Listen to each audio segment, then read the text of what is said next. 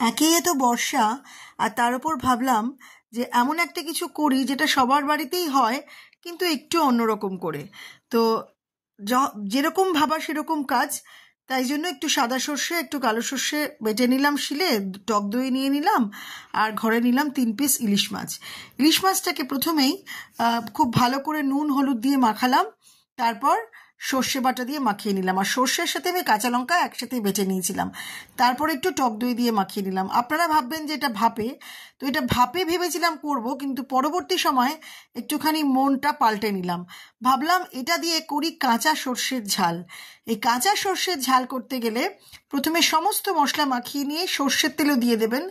তারপর আমি একটা ননস্টিক কড়াতে আবার কিছুটা সর্ষের তেল দিয়ে 3টে মাছ দিয়েছি, 3টে কাঁচা লঙ্কা আরও দিয়েছি, যেহেতু ঝাল সেই জন্য একটু ঝাল ঝাল হতে হবে, দিয়ে চাপা দিয়ে নিয়েছি। বেশিক্ষণ না, মিনিট 5 কি মিনিট 7 রেডি রেখে তারপর নামিয়ে নিয়েছি। এরপর গরম গরম ভাতে পরিবেশন করুন ইলিশ মাছের কাঁচা সর্ষের ঝাল।